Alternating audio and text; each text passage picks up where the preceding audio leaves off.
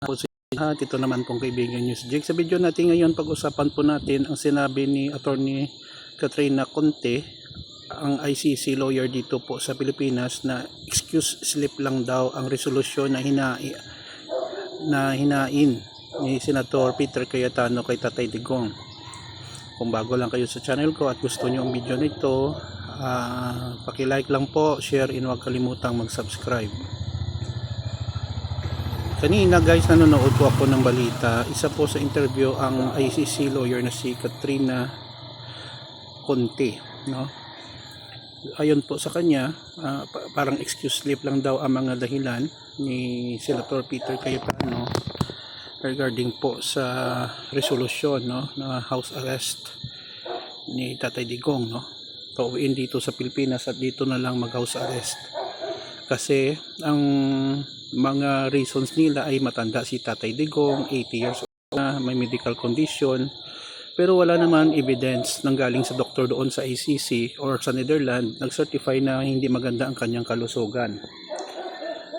Ikalawang rason guys, wala po sa jurisdiction ng Pilipinas ang statute ng ICC, no? Separate po sila sa pag-implement ng kanilang mga batas. Hindi po sila sakop ng Pilipinas. So makatuwid, ang resolution po ni Senator Peter Cayetano na ma-house arrest si Tatay Digong ay malabo yun, ma-approve ng ICC.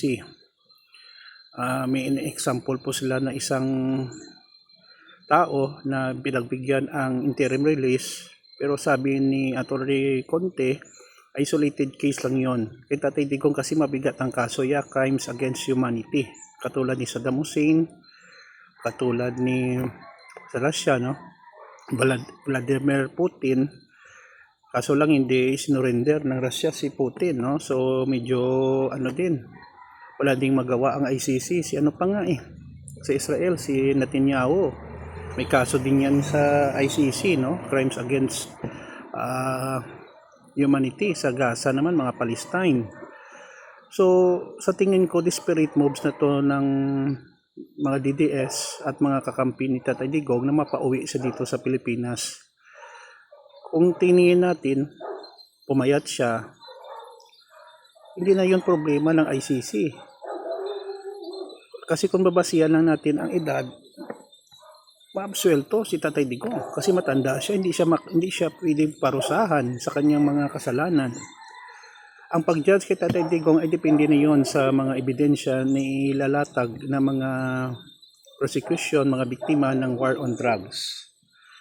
So tignan natin guys kung anong mangyayari sa September 21 yata ang susunod na hearing ni Tatay Digong. Maraming salamat po guys sa inyong panonood at suporta. Kung may comment kayo, pakilagay lang po sa comment section ng ating video. Mahal po kayo. Take care everyone. Ingat po tayo lagi, no? Please like, share, and huwag kalimutan mag-subscribe sa channel ko. Ito naman pong kaibigan News Jake. Paalam. I love you all.